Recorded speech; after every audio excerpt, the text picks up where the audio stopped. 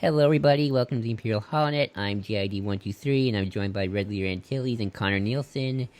And we're here to talk about, sadly, the passing of Adam West at the age of 88, who was battling leukemia.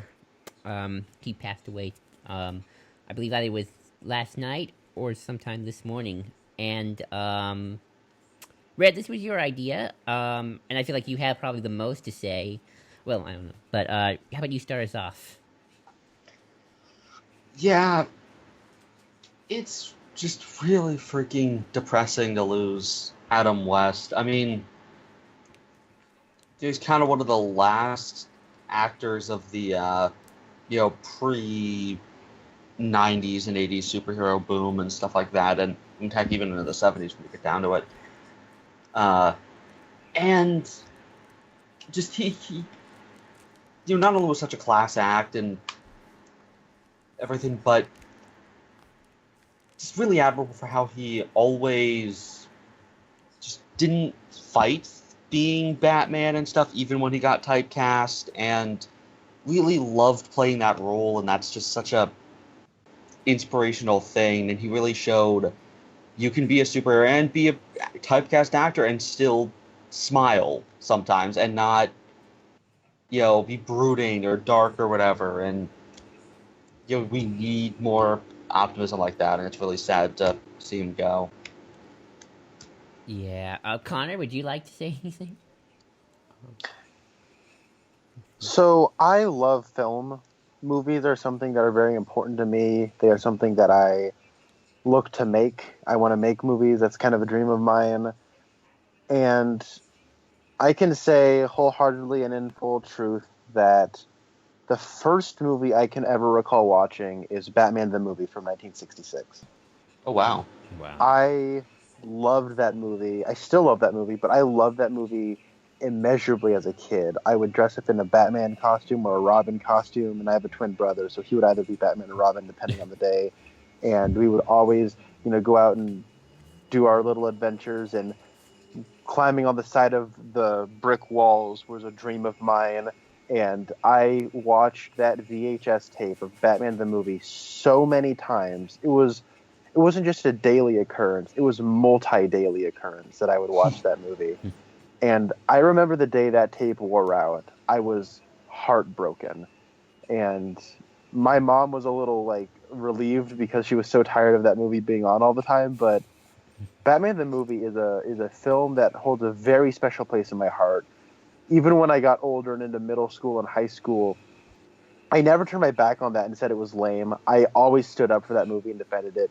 And that holds a very special place in my heart, as it is it's my first movie that I can ever recall watching. I love that movie, and Adam West is a huge, huge part of why I like that movie. And Adam West, just in general, was a fantastic comedic presence. He was funny, and he knew his shtick, and he knew the fan response to it, and he was able to capitalize and have fun with, and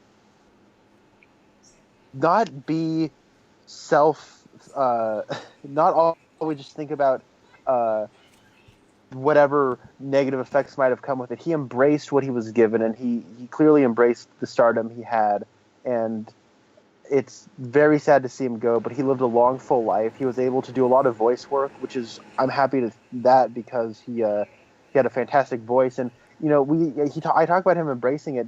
The episode of Batman the Animated Series, Beware the Grey Ghost, he voiced the Grey Ghost, and I think just through his vocal performance, he was able to let out a lot of maybe some frustrations an artist might have if they do get typecast, even if they are reverential and accept their pop culture leanings of everyone just kind of knows him as Batman. Artists might still have frustrations that they could have done a little bit more, and I think he kind of reaches into that. But also going into Beware the Grey Ghost, that's my grandmother had VHS tapes of Batman the Animated Series. She had two. One was just the Batman tape, and the other one was the Penguin tape. And on the Penguin tape, there was the Mechanic and Birds of a Feather.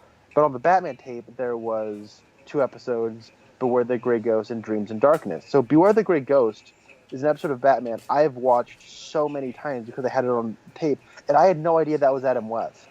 But I've known who the Gray Ghost is my whole life, and it just seems strange that Adam West had such a huge presence in my childhood and informed a lot of my values and sensibilities, and he was a role model to me.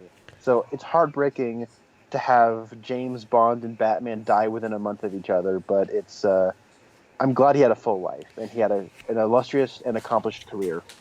James Bond and the Batman who almost was James Bond. Yeah. Oh, really? Yeah, I Yeah, learned he that almost today. played James Bond and turned it down because he thought James Bond should be British.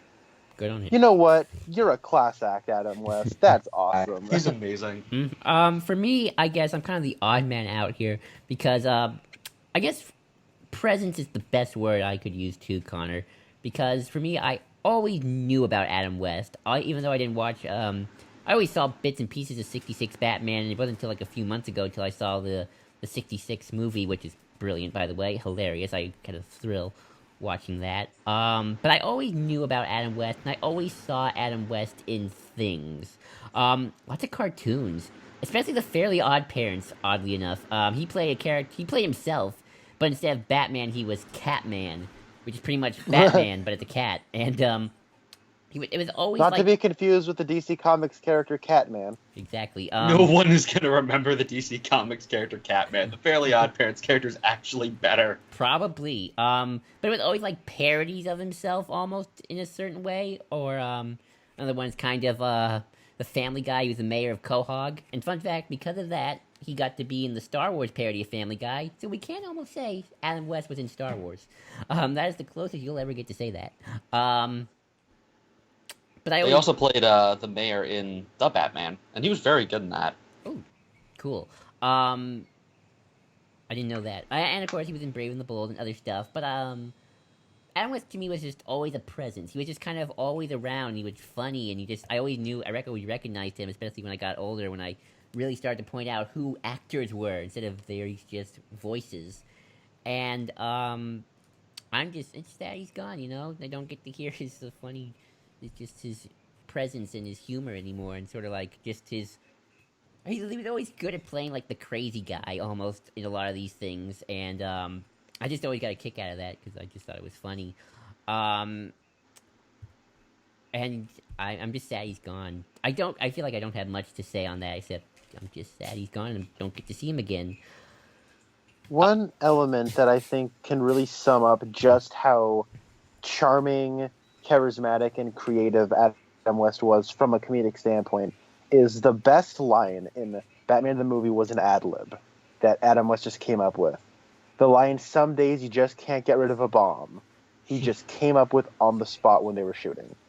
And like, you can't make that up, right? Like, I mean, Right. he could, but that line is too good to be true, and it is a line that my brother and I have always said to each other. It's a line I always kind of go back to and think of.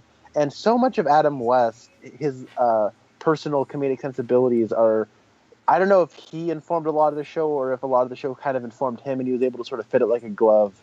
But he was a talent. He was good at doing his stuff. He wasn't just a guy who just so happened to get a job as Batman. I could actually buy him playing an American James Bond. Actually, when I was watching that, of like his Bruce Wayne's pretty good. I always remember this one time watching this superhero documentary. I don't remember what it was. There were so many, but it had him, and he was like narrating. I think he was narrating. Anywho, he was actually reading a line from the comic. It was like, oh, he's reading like a classic Batman comic lines from like the 40s, and it's like, that's just cool. That really stood out to me. What are your memories, Red, of some Adam West moments? It's weird because I was not really a comic book fan until like maybe 5-6 years ago. But the one superhero movie I watched as a kid was the 60s Batman movie because we had it on DVD. And so really my only knowledge of Batman was just the campy Batman, and that didn't dissuade me from the character or anything. Just that's what was always in my head. So when I got into darker Batman, like I always knew Batman was darker. I did watch episodes of Justice League sometimes, but like I never saw difference. And even growing, like even now that I am a massive comic book fan, I mean, I have a massive poster of Robin Dies at Dawn that's as tall as I am. Like, I love the campy, goofy, insane parts of Batman, and part of that I think is because that was my introduction to the character, that Batman can smile, and that is just as valid, if not more so, than Batman brooding. And I think that's something that, is really important, and it's so great to see that kind of resurgence recently with, Brave and the Bold and the 60 show being re-released and the 66 comic and stuff, with people really, in Little Gotham and stuff, people really appreciating that Batman can smile. I mean, sure, BVS tells you he can, but he can, and it does work within the character, and that's kind of what Adam West means to the character overall. Like, he's such a good embodiment of it. As much as people tried to reject that, it's finally kind of back in the forefront with, that is Batman just as much as, Nolan's take and whatnot. Yeah. And one thing I really like is how after the 1989 movie and Dark Knight Returns came around, a lot of people hated the 1966 Batman show because they saw it as a stain on this great character that nobody took seriously. And I think that's an overreaction because I think that show is legitimately funny. I wasn't alive in the 70s and early 80s, so I can't really say if it was that frustrations were warranted. However, it got a lot of hate, and I'm so glad that in recent years that show has been getting the credibility it deserves and the reverence it deserves, because Batman kind of made a comeback, and now we see Batman as so many different things that we can look at Adam West, and I'm glad that he was able to see that. You know what I mean? Mm-hmm. Because could you imagine being on a television show that is legitimately good, and you're giving it your all, and then everyone just kind of hates it, and then what if you died and you thought everyone hated your most popular work?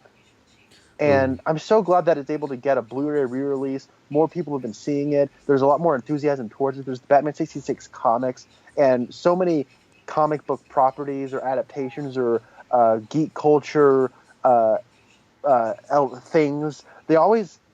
Adam West had a bit of a presence in the geek community. He would show up on podcasts, be an extra in some comic book, cartoon or something, and he would always embrace that. And I'm so glad that he was able to live to see people embracing his work.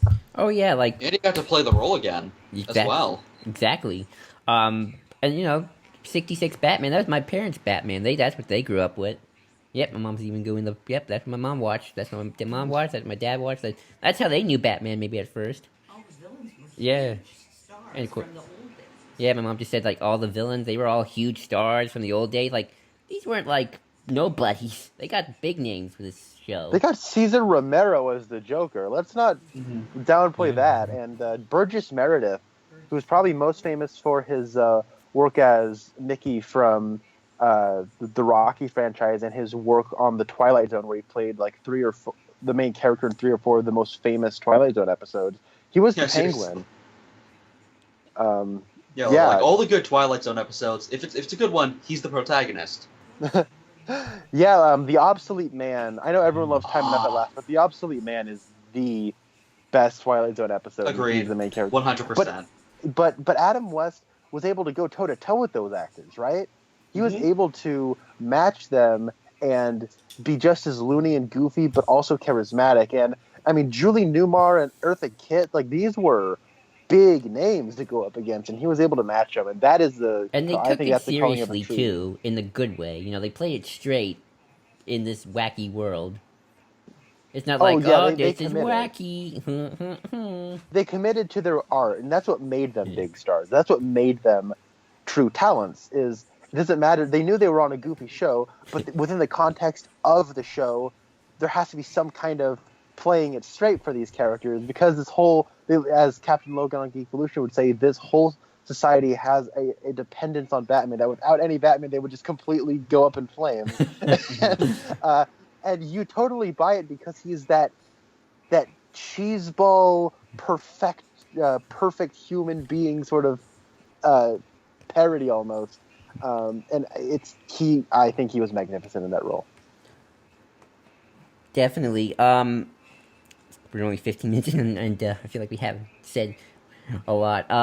But what is there really to say? Adam West, he's a legend, man. Um, he'll live on forever, hopefully. Brad, do you want to add anything else? Or do you... I think we've said everything. Just Adam West stands for, on his own. Just He's as Batman as any other watch Batman. his stuff again. Exactly. He's Batman as any other Batman. And on those final words, thank you for listening, everybody. And just always remember, some days you can't get rid of a bomb. And always be sure to pass down the shark repellent bat spray. Exactly. And set turbines to power, engines to go. Good night, everybody.